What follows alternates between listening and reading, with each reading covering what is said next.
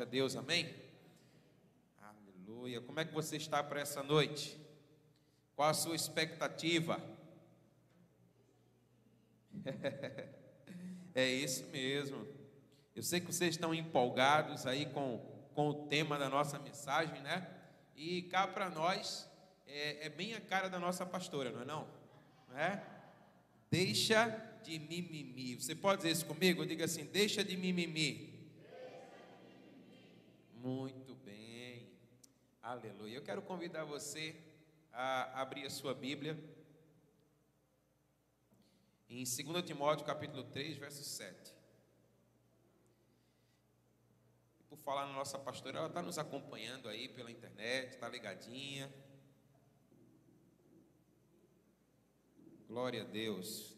2 Timóteo capítulo 3,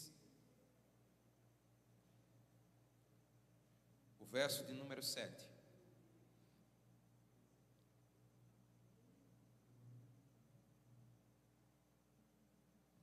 A palavra do Senhor diz assim, 2 Timóteo 3:7.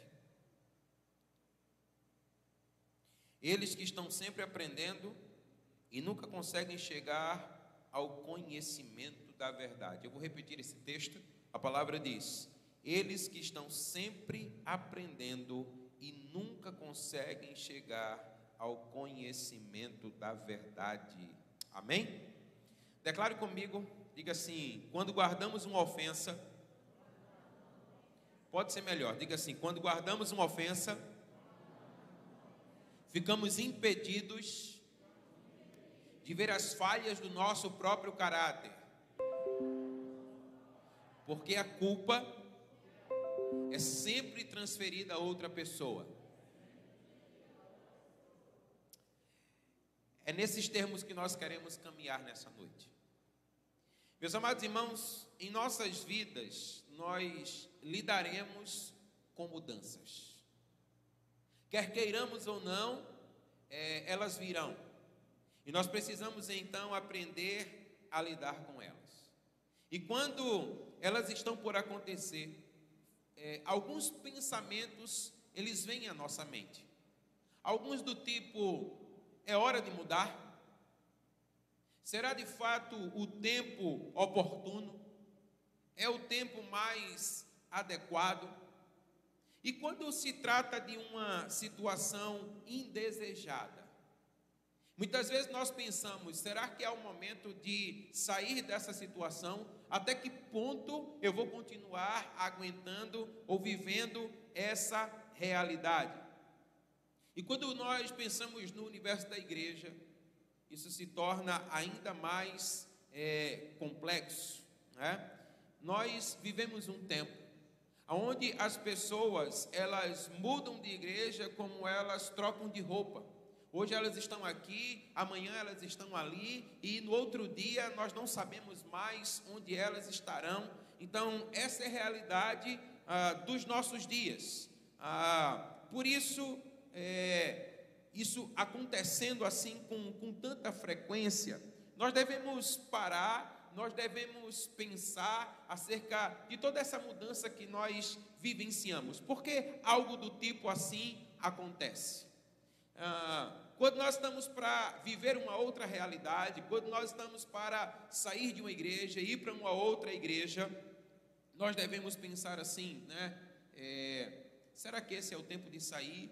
Por que eu devo sair? O que me leva a mudar? O que me leva a experimentar uma outra realidade? Então pensa comigo, partindo do pressuposto de que foi Deus que nos enviou para estar aonde nós estamos.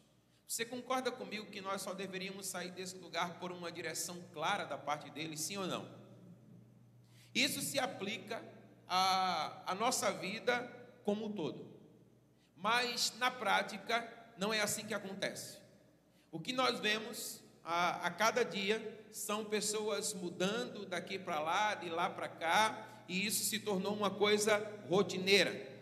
E sabe uma coisa interessante? Que geralmente as nossas saídas, elas se dão baseadas nos comportamentos de outras pessoas. Geralmente nós saímos não por uma direção clara de Deus, mas nós saímos porque existe algo em alguém que me incomoda e que não é tão legal permanecer nesse lugar. E é interessante que a palavra do Senhor, ela declara, lá em Isaías 55, verso 12: saireis com alegria e em paz sereis guiados. Você pode dizer amém?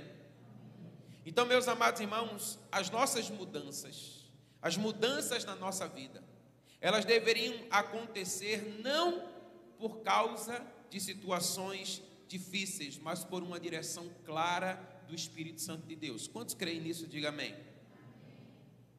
Então, assim deve ser a nossa vida. Nós devemos ser guiados, nós devemos ser dirigidos pelo Espírito Santo do Senhor. Mas como nós temos declarado na prática, muitas vezes não é assim que acontece. Muitas vezes nós saímos com um espírito crítico ou ofendidos do lugar aonde nós estamos, e entenda uma coisa: esse não é o plano de Deus para a sua vida e também para a minha vida. Na verdade, nos movermos assim, isso é uma ação contrária àquilo que é a vontade de Deus para nós. Nós devemos ser guiados, nós devemos ser dirigidos. Em Romanos capítulo 8, o verso número 14, olha o que a Bíblia diz para nós: pois todos os que são guiados pelo Espírito são filhos de Deus. Diga amém. E eu quero chamar a sua atenção, porque o que nos declara a palavra do Senhor é que os filhos de Deus não são aqueles que são guiados, ou melhor, não são aqueles que tomam decisões a partir das reações difíceis que enfrentam. Mas os filhos de Deus são aqueles que são guiados pelo Espírito de Deus. Você consegue me compreender, amém? Mas por que frequentemente nós tomamos decisões na nossa vida baseados pelas circunstâncias ou situações em que vivemos, quando deveríamos tomar tais decisões pela direção do Espírito de Deus? E olha que essa palavra declara para nós que os filhos de Deus, eles são guiados pelo Espírito de Deus. E eu queria chamar a sua atenção para essa palavra filhos. Geralmente, no Novo Testamento existem duas palavras no grego para a palavra filho. E eu queria conversar um pouco com você nessa noite a respeito delas. E primeiro eu quero chamar a sua atenção para a palavra teknon. É a palavra para designar aquele que é filho meramente por nascimento. Então, o que é que isso significa? Perceba que quando uma criança nasce, logo no ato do seu nascimento, ela não traz sobre si traços de personalidade ou caráter dos seus pais. Você concorda comigo? Ela é filha dos seus pais simplesmente por ter sido gerada por eles e nascido deles. Mas não há como nós olharmos e logo declararmos: olha, é filho de Antônio, é filho de Maria, é filho de José. Mas são filhos meramente por nascimento. Se não houver uma inscrição, se não houver algo que identifique que João é filho de Maria, corre-se o risco desse menino ser trocado na maternidade, sim ou não? Nós vemos histórias assim acontecerem. Então, meus amados irmãos, eu quero chamar a sua atenção para isso. A Bíblia vai dizer para nós, lá em Romanos capítulo 8, que por causa do espírito de adoção que nós recebemos, o próprio Deus, ele testifica que nós somos filhos. Então esse é um aspecto que nós precisamos compreender. Nós fomos gerados pelo Espírito Santo de Deus. E em Cristo nós fomos recebidos pelo nosso Pai como filhos adotivos. Nós somos filhos de Deus. Quando alguém recebe a Jesus Cristo como seu único e suficiente Salvador, a Bíblia diz que nós somos filhos de Deus. Diga amém. A Bíblia diz assim para nós lá em João capítulo 1, verso 12, que ele veio para os que eram seus, mas os seus não o receberam, mas a todos quantos receberam, deu-lhes o poder de serem feitos, diga comigo, filhos de Deus. Então esse é o tipo de nascimento onde nós somos filhos meramente por nascimento, né? É o tipo de identificação como filho meramente por nascimento. Mas existe uma outra palavra, e a palavra é huios. E essa palavra, ela é usada para descrever aquele que pode ser identificado como filho, porque apresenta caráter, traços característicos, personalidade do seu pai. Perceba que agora a coisa ela se aprofunda um pouco mais. Então, nós vamos sendo identificados com os nossos pais a partir daquilo que nós carregamos e que é deles está em nós. É a sua personalidade, é o seu caráter. Né? Quando Júlia e João foram crescendo, e por onde nós andávamos, as pessoas diziam assim, é a cara do pai. Né? Minha esposa está lá observando tudo isso. E é interessante porque onde nós íamos, dizia assim, olha, é a cara do pai. Teve uma ocasião em que ela ficou muito feliz, que foi quando nós fomos a Natal, e quando a gente estava chegando lá no hotel, e a recepcionista olhou assim e disse, você não ficou com raiva dela não? E eu disse assim, com raiva por quê? Porque ela não tem nada de você, é tudo da mãe. Sabe, minha esposa ficou tão feliz, né? Queria até criar um laço de amizade lá com a mulher, né? Mas foi uma única vez só. As demais vezes, dizia assim, olha, é a cara do pai.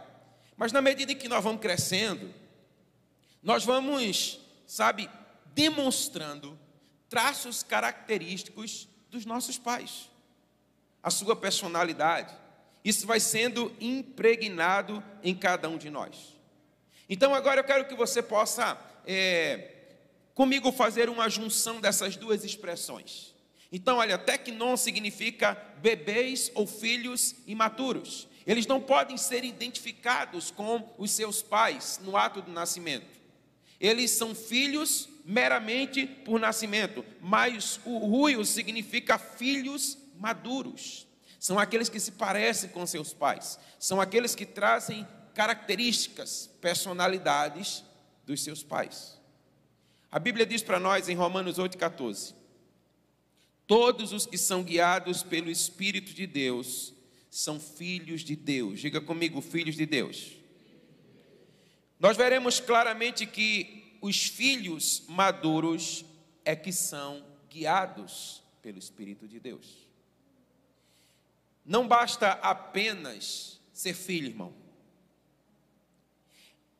É importante ser filho, mas é preciso ser um filho que é guiado pelo pai. Um filho que tem as características, que tem o caráter, que tem a personalidade do pai. Os crentes imaturos, eles têm menos probabilidade de serem liderados ou de seguirem a liderança do Espírito Santo. E por que isso acontece? Porque eles não têm a personalidade do pai impregnada no seu caráter. Eles não têm a personalidade do pai sobre si. Muito frequentemente, os filhos imaturos, eles reagem emocionalmente, intelectualmente, às circunstâncias que se deparam, quando deveriam ser guiados pelo Espírito de Deus. Perceba que há uma grande diferença entre você ser simplesmente filho de Deus, imaturo, e você ser filho de Deus, imaduro. Porque quando você, de fato, é alguém que tem a personalidade do pai em si, você será guiado por ele, a despeito de qualquer circunstância que você possa vir enfrentar. Você pode dizer amém? Então, esses filhos que têm a personalidade do pai, eles não simplesmente reagem às situações, mas eles aprendem a agir em todas elas, sob a liderança do Espírito Santo. Diga amém. Então olhe para essa pessoa linda que está ao seu lado e diga assim para ela: é errado permanecer imaturo. Meus amados irmãos, não é a vontade de Deus que nós permaneçamos toda a nossa vida como bebês espirituais. O Senhor nos chama para viver uma vida profunda na sua presença. Então, é errado permanecer imaturo, e por que não dizer é pecado permanecer imaturo? Porque o Senhor espera de nós que nós possamos ser profundos nele. O Senhor espera de nós que nós possamos, de fato, viver uma vida guiada por Ele, pela sua vontade, pelo seu querer. Ele não espera que nós fiquemos simplesmente reagindo às situações, às circunstâncias da nossa vida. O Senhor espera algo mais de nós. Porque, olha, as situações inesperadas da nossa vida, elas são inesperadas para nós, mas não para o Senhor. Então o Senhor, Ele conhece todas as coisas e Ele vai nos guiando em toda e qualquer situação. Você crê nisso? Amém? Então, quando de fato nós cremos assim, apesar das situações adversas, nós permaneceremos sendo guiados por Ele. Amém? E sabe o que é interessante? Que uma maneira de provocar o desenvolvimento do caráter do filho é através das situações difíceis. Meus amados irmãos, situações difíceis, elas não são para te matar, mas elas são para te aperfeiçoar. Diga isso comigo, diga assim: situações difíceis não são para me matar, mas para me aperfeiçoar. E a respeito disso, nós temos algo a aprender com Jesus e também com a sua palavra. Lá em Hebreus capítulo 5, verso 8, a Bíblia nos diz que, embora Jesus, sendo filho, ele aprendeu a obediência por aquilo que sofreu. Olha que coisa interessante. O fato de ser filho não me garante ter o caráter do meu pai. Nós nascemos de novo, nós fomos gerados em Deus, pela pessoa bendita do nosso Senhor Jesus Cristo. Mas isso não significa dizer que pelo simples ato do nascer de novo, eu terei o caráter do meu pai na minha vida. Então, isso é desenvolvido através da obediência aos seus conselhos, através da obediência à sua palavra. Então, olha, o caráter do Pai, ele foi desenvolvido em Jesus, o Jesus homem, pela obediência, e conosco não é diferente, irmãos. Então, é na medida em que nós vamos avançando em obediência ao Senhor, em obediência à sua palavra, que o caráter do Pai, ele vai sendo transformado na nossa vida, amém? Então, veja como é que isso funciona. O crescimento físico é uma função do tempo. Você não precisa ficar dizendo para o menino: menino cresça, para que o menino cresça. Ele vai crescer naturalmente. Isso é o crescimento biológico, isso é o crescimento físico. O crescimento intelectual é uma função do aprendizado. Na medida que nós vamos sendo expostos ao conhecimento, nós vamos aprendendo. Nós vamos acumulando conhecimento e isso vai desenvolvendo o nosso intelecto. O crescimento espiritual não é função nem do tempo nem do aprendizado, mas é função da obediência. Quantos estão me entendendo aqui? Diga amém. Então, meus amados irmãos, se nós quisermos crescer em Deus, se nós quisermos ser homens e mulheres profundos no Senhor, isso só será possível por meio da obediência. Abra sua Bíblia em 1 Pedro, capítulo 4, o verso 1.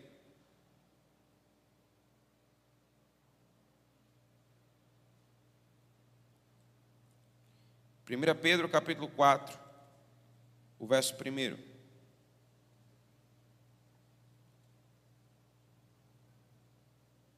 A palavra diz assim: ora, tendo Cristo sofrido na carne, estejam também vocês armados do mesmo pensamento, pois aquele que sofreu na carne rompeu com o pecado. Diga amém. Olha o que a palavra está dizendo para nós. Ela está nos declarando que aquele que deixou o pecado é um filho de Deus perfeitamente obediente. ele é maduro. Ele decide seguir os caminhos de Deus e não os seus.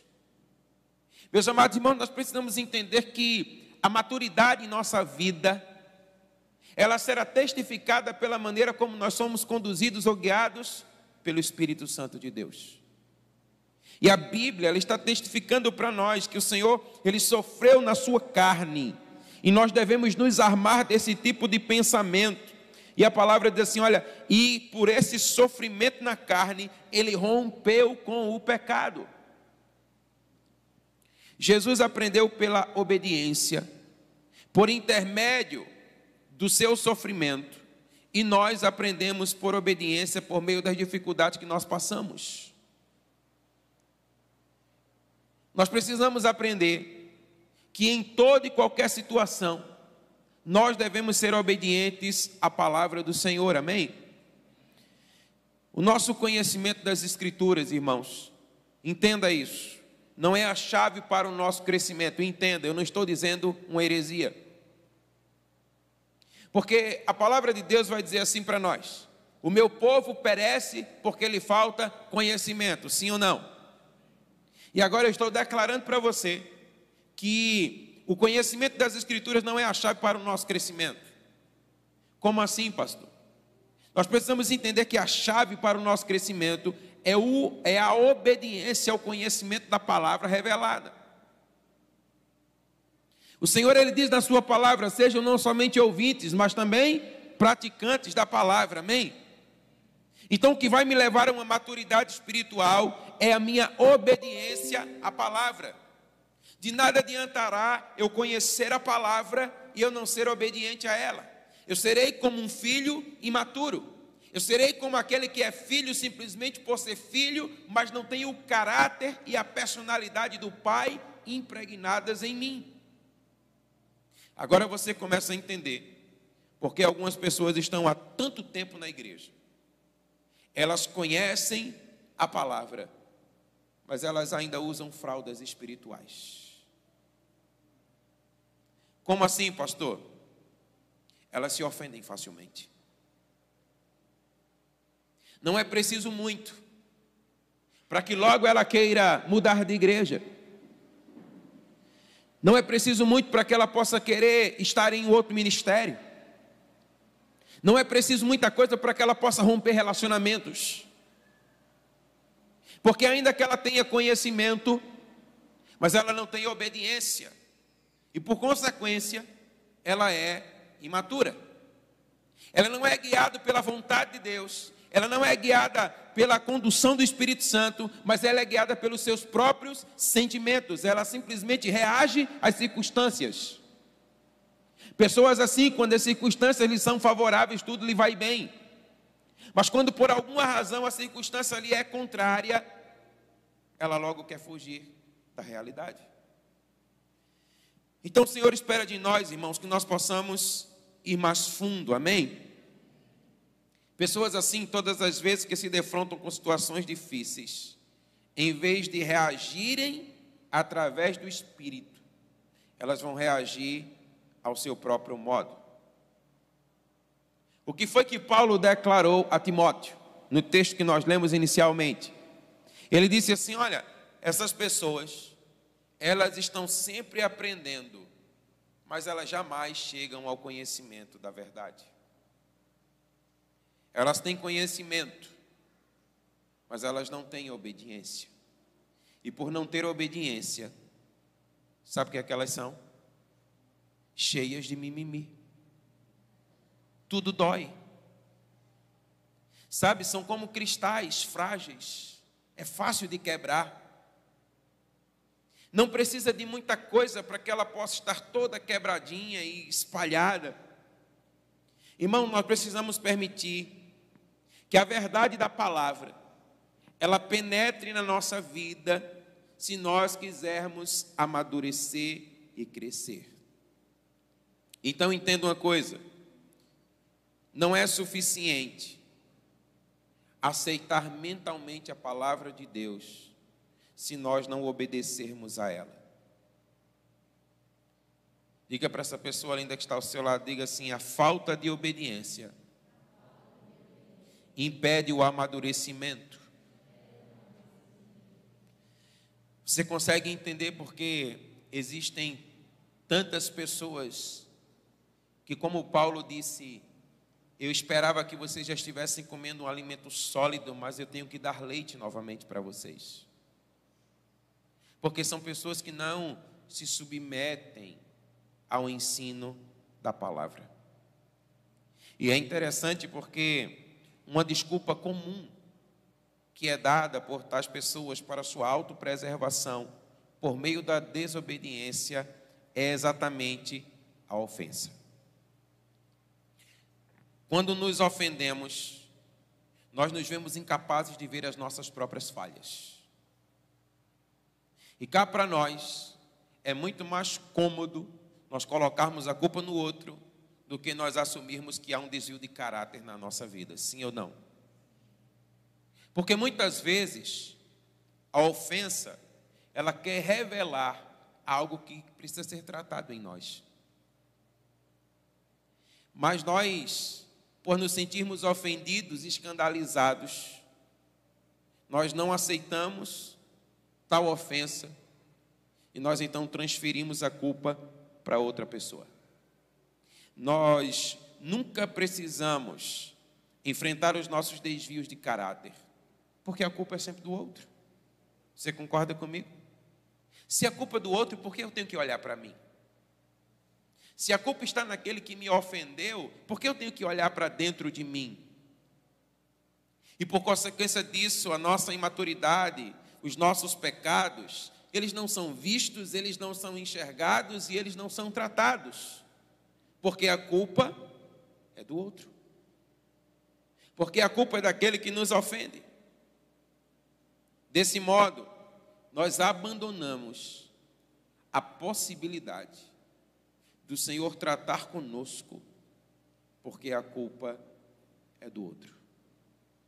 Irmãos, entendamos, a Bíblia diz para nós que não há nada novo debaixo da terra, debaixo do sol. Sabe o que é interessante? Porque eu pensava nisso quando preparava essa palavra. Às vezes, quando nós estamos sendo ofendidos, e ainda que haja uma razão para isso, ou seja, de fato, existe um ofensor, nós não queremos neutralizar essa realidade, mas entenda uma coisa, a palavra de Deus, ela diz que nós colhemos daquilo que nós plantamos. Então, até mesmo uma ofensa, ela pode ter uma situação passada, não resolvida, que justifique o porquê que ela está acontecendo nos dias de hoje. Mas é muito mais fácil olhar para o ofensor e dizer que a culpa é dele, do que eu olhar para dentro de mim e dizer: Pai, o que precisa ser tratado na minha vida? O que precisa ser corrigido na minha vida? Sabe o que é que acontece quando você se ofende? Você foge e você se torna um errante espiritual. Quando nós nos ofendemos, irmãos, nós fugimos. Quando nós nos ofendemos, nós logo encontramos um lugar de fuga. Quando retemos uma ofensa no nosso coração, nós filtramos tudo através da ofensa. Não é mais pelo Espírito de Deus, não é mais pela condução do Senhor, não é mais pela palavra do Senhor, mas tudo é a partir da ofensa. Então a maneira como nós nos relacionamos, a maneira como nós servimos, a maneira como nós tratamos, se dará a partir do filtro da ofensa. É por isso que a palavra de Deus, ela nos alerta acerca do escândalo, que nós devemos tomar cuidado com o escândalo, porque ainda que eles venham, a Bíblia diz que ele virá, mas que não seja conosco. Toda a nossa vida, ela passa a ser dirigida, ela passa a ser condicionada a partir de uma ofensa sofrida. Então entenda uma coisa comigo, a maneira como você tratou as ofensas do passado será um parâmetro para as tuas futuras relações. Quantos entenderam isso aqui? Diga amém. O que eu quero dizer para você é: o direcionamento que você deu para as ofensas que você sofreu no passado, isso vai servir de parâmetro para a maneira como você vai se relacionar no futuro. Olha, a maneira como você sai de um relacionamento, ou a maneira como você sai de uma igreja, a maneira como você sai de um ministério, a maneira como você sai, seja lá de onde, é o mesmo modo como você vai entrar na próxima relação, irmãos. Se isso não for devidamente resolvido, se isso não for devidamente tratado, entenda, você vai repetir histórias. Um ambiente pode ser diferente, a geografia pode ser diferente, mas a realidade, ela permanece. Ela será sempre a mesma. Olha o que o nosso Senhor Jesus disse lá em João 20, 23. Ele disse assim: olha, se alguns de vós perdoardes os pecados, ser-lhe-ão perdoados, mas se lhe retiverdes, serão retidos. O Senhor está dizendo assim: olha, se você perdoar, você vai ser perdoado, mas se você não perdoar, você não vai ser perdoado. E isso é um ciclo que vai se repetindo na nossa vida. O que é que o Senhor Jesus está nos fazendo entender? Se nós sairmos ressentidos, amargurados, nós vamos entrar numa próxima relação ressentidos e amargurados. A realidade, ela permanece. Nós vamos entrar numa próxima relação da mesma maneira como nós saímos. E sabe o que é interessante? Que quando isso acontece, sair de uma próxima relação é sempre mais fácil. Pessoas ofendidas, elas estão sempre se ofendendo. As histórias vão sempre se repetir. E vai ser cada vez mais fácil sair de um novo ambiente. Há uma estatística, e eu acredito que talvez essa percentagem esteja já até maior, mas que ela diz o seguinte: 65% das pessoas que se divorciam, que se separam, elas acabam se separando novamente quando casam. Uma pessoa que se divorcia hoje e ingressa num novo relacionamento, essa pesquisa diz que existe uma percentagem, diz que existe uma probabilidade, melhor dizendo, de 65% de que essa pessoa venha se separar novamente. Porque, olha, geralmente, quando pessoas se separam, a culpa é sempre do outro. Sim ou não? Você já viu alguém por aí se separando? Pode acontecer, mas não é comum dizendo: ei, a culpa foi minha. O errado era eu mesmo. Não, a culpa é sempre do outro. Era o outro que era intolerante, era o outro que, sabe, não era carinhoso, que tratava mal, e por aí vai. E sabe o que é que isso ensina para nós? Que quando nós culpamos o outro, nós ficamos cegos para o nosso próprio papel e para as nossas características. Irmãos, quando nós estamos sempre culpando o outro, nós somos aqueles que estão sempre com mimimi. E o pior de tudo é que depois que somos magoados, nós adicionamos à mágoa o medo de ser novamente magoado. Pessoas que foram ofendidas, que foram magoadas, elas têm medo de serem magoadas novamente. Sabe, eu acredito que a essa altura nós precisamos começar a entender uma coisa. Nós precisamos começar a enfrentar as nossas dores. Talvez você que esteja me assistindo pela internet, você que está me ouvindo aqui, talvez você precise começar a olhar para dentro de você. E talvez começar a ter que enxergar a realidade de que relacionamentos que foram partidos, que foram rompidos na sua vida, não foi por culpa do outro, mas era culpa sua mesmo. A gente começar a olhar para dentro de nós e perceber que nós contribuímos para essas dores e essas mágoas que muitas vezes nós trazemos dentro de nós.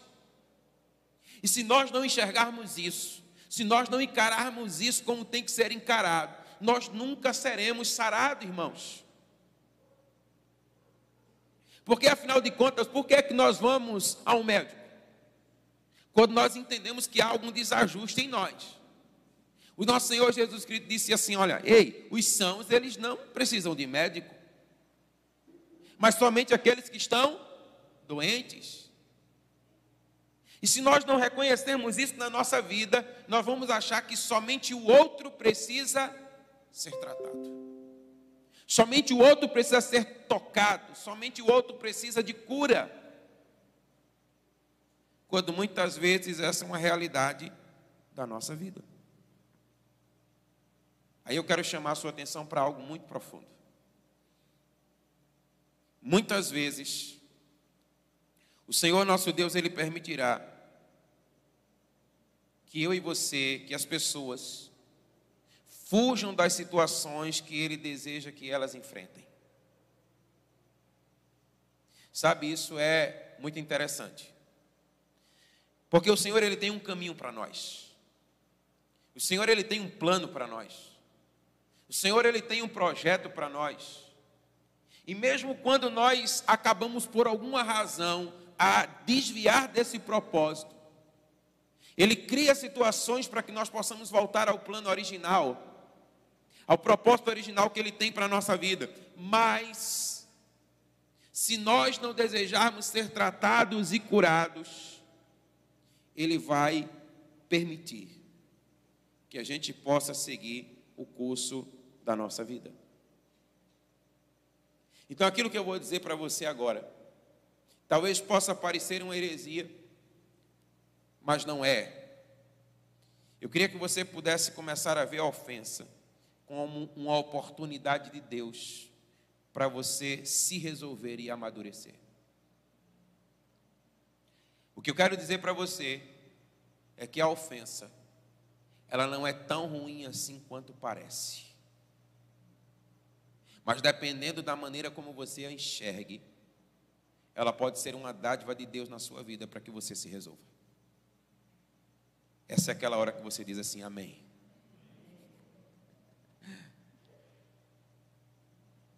Vamos observar essa verdade na vida do profeta Elias. Elias é um profeta extraordinário. A Bíblia diz para nós lá em 1 Reis, capítulo 18, que Elias, ele executou os profetas de Baal, matou todos eles. Os profetas de Baal, eles eram aqueles que incitavam o povo à idolatria. A Bíblia diz para nós que os profetas de Baal, eles sentavam-se à mesa de Jezabel. E no capítulo 19 de 1 Reis, quando Jezabel tomou conhecimento do que Elias havia feito aos seus profetas, ela mandou um recadinho do coração para Elias: em 24 horas eu vou acabar com sua vida. Em 24 horas eu vou dar cabo da sua vida, assim como você fez com os meus profetas. Sabe o que é que diz a Bíblia, irmãos? Que Elias tremeu na base. Agora olha que interessante, ele havia acabado de matar vários profetas, e ele teme uma única mulher. A Bíblia diz que ele teve medo. E sabe o que é interessante? Deus queria que Elias a confrontasse, mas Elias fugiu.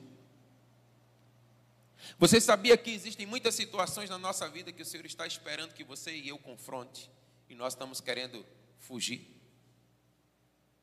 Nós estamos querendo negar a realidade. Nós estamos querendo mascarar a realidade. A Bíblia diz que na sua fuga, Elias, assim, ele pediu para morrer. Ele disse assim, olha, eu não tenho mais prazer nessa vida, eu não tenho mais contentamento nessa vida. Irmãos, entendamos uma coisa. O Senhor, Ele é o dono da vida. Você pode dizer amém? E se Ele nos tem dado vida, é porque Ele espera que nós possamos desfrutar da vida. E se por alguma razão passa pela sua mente ou pelo seu coração o desejo pela morte, entenda, alguma coisa está errada em você. Este é o dia que fez o Senhor, assim diz a sua palavra, alegremo-nos e regozijemo-nos nele, amém? O apóstolo Paulo, sabe, talvez num dos momentos mais angustiantes da sua vida, ele escreveu aos Filipenses: alegrai-vos no Senhor, outra vez eu digo, alegrai-vos. Foi um momento onde ele estava prestes a ser morto, onde ele estava sendo afligido, oprimido, e ele escreve a sua carta dizendo assim: olha, alegrem-se, outra vez eu digo, alegrem-se. Ele estava dizendo: olha, essas circunstâncias que vocês estão vendo na minha vida, elas não me dirigem, mas eu sou guiado pelo Espírito Santo do Senhor, e a alegria do Senhor é a minha força. Então, irmão, se as circunstâncias da vida, elas nos abatem demais, é porque talvez nós estejamos sendo filhos tecnós e não ruiós, que são os filhos maduros. A Bíblia diz que Elias começa a pedir para morrer. Eu não aguento mais essa vida. Está difícil demais. Eu acabei de matar os profetas e agora tem Jezabel. E a Bíblia diz que ele foge. Mas é interessante porque a Bíblia diz que ele vai fugindo e na sua fuga, Deus manda um anjo. Deus manda um anjo que prepara pão para ele, para que ele pudesse se alimentar. E a Bíblia diz, olha, ele come aqueles 2 pães, e na força daqueles pães, ele caminha 40 dias e 40 noites. Já pensou que pão extraordinário, Magal? Já pensou se a padaria vendesse desse pão, irmão Antônio? Ninguém ia mais chegar lá, né?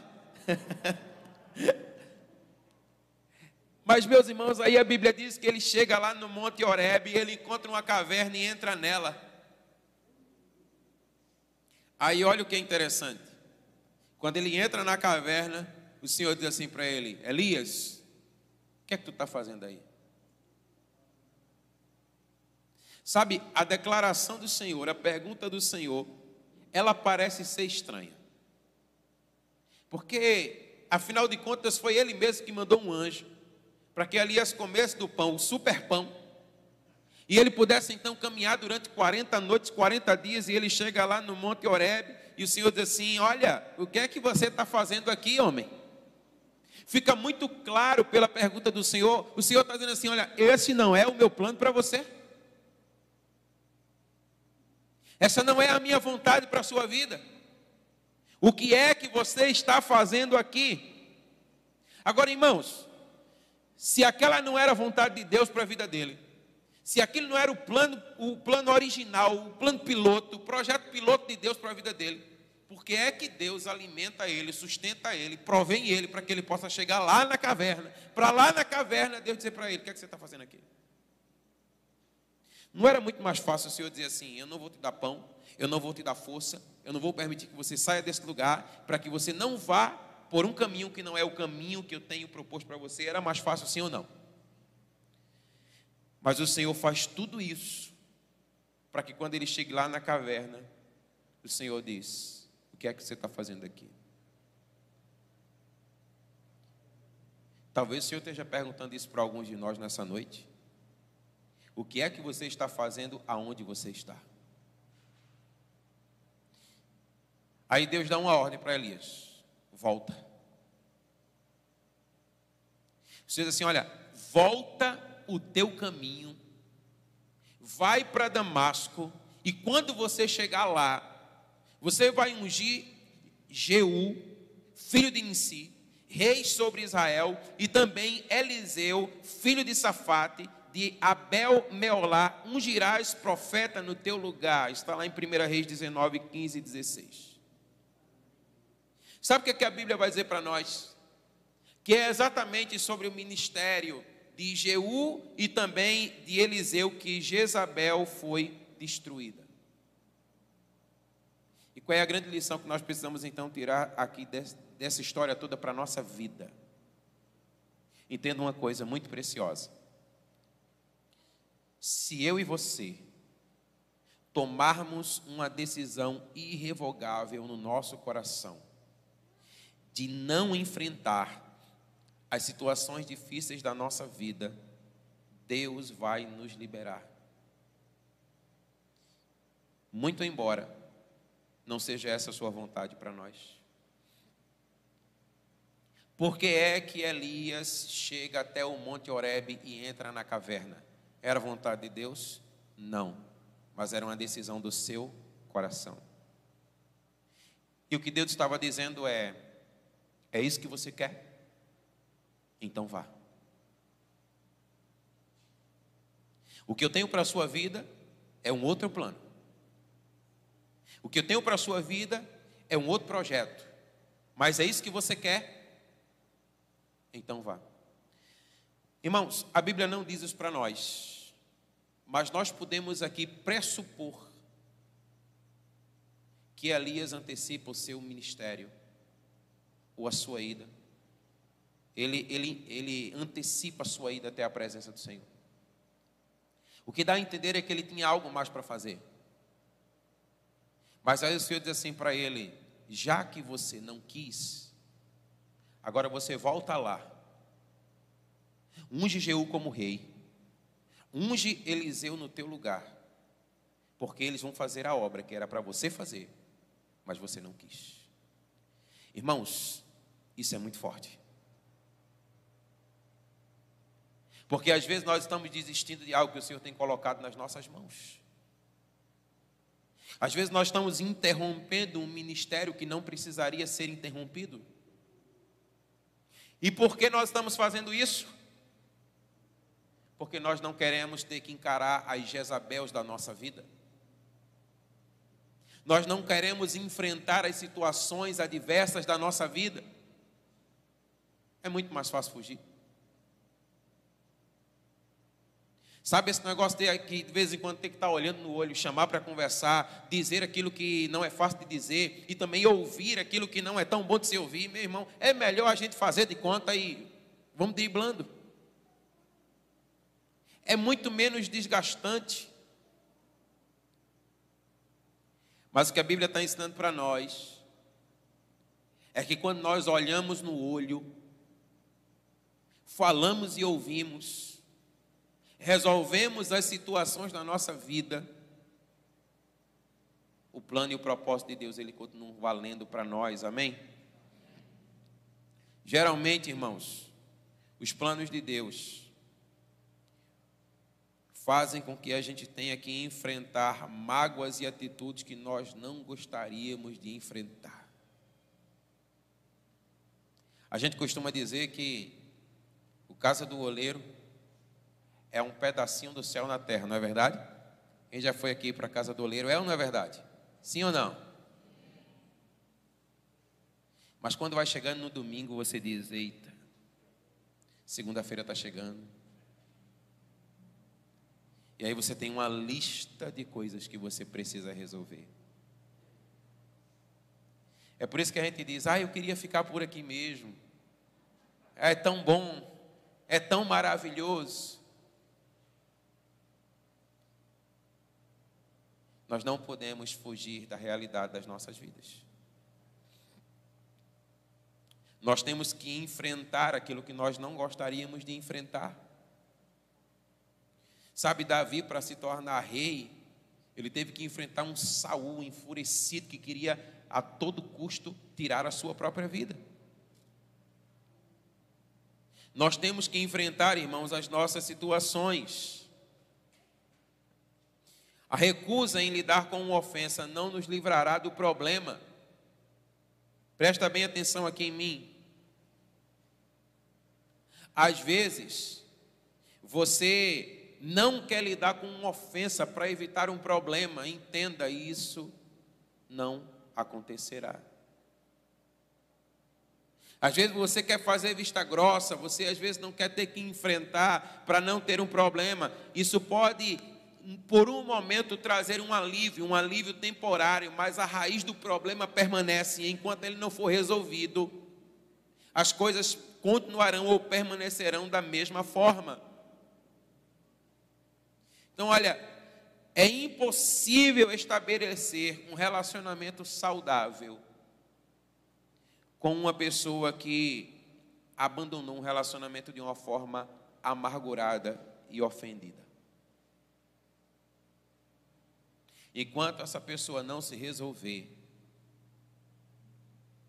é difícil de se relacionar com ela.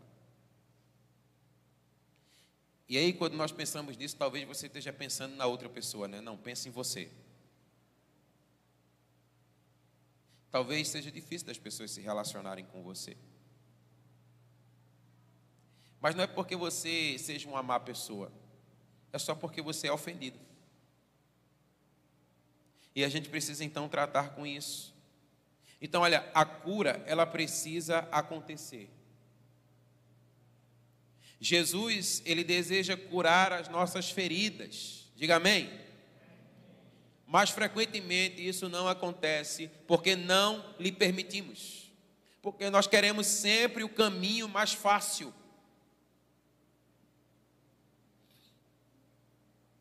Diga assim comigo, diga: o caminho da humilhação e da autonegação é que leva à cura e à maturidade espiritual. Não existe outro caminho. Talvez nós precisemos necessariamente trilhar por esse caminho. Olha, há pessoas que querem passar pela vida sem serem ofendidas e sem ofender ninguém. Você precisa vir ao mundo real. Ninguém vai passar por esse mundo sem ser ofendido e também ofender.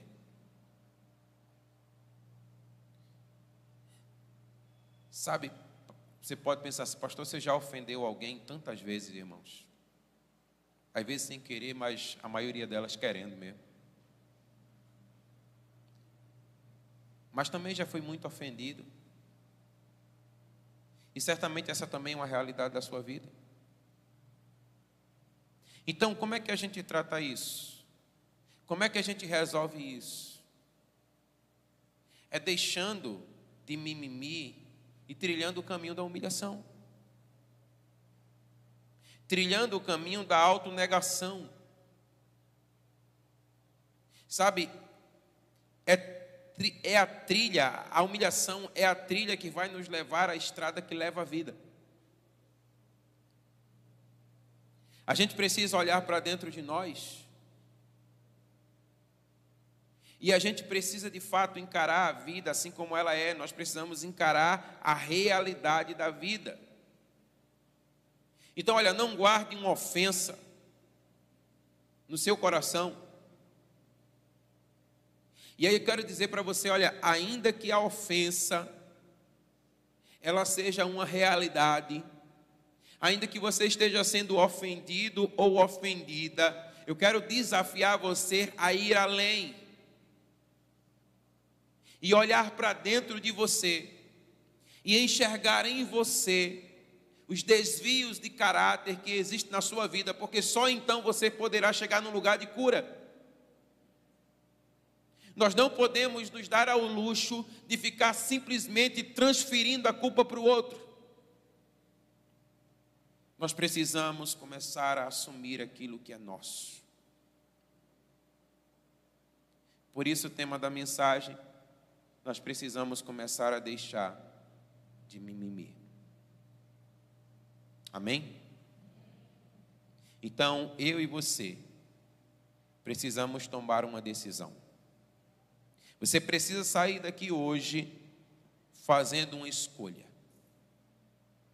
Que tipo de filho, que tipo de filha você será de hoje em diante? O filho que é filho simplesmente por ser filho, por ter sido gerado, ou o tipo de filho que traz em si a personalidade e o caráter do pai?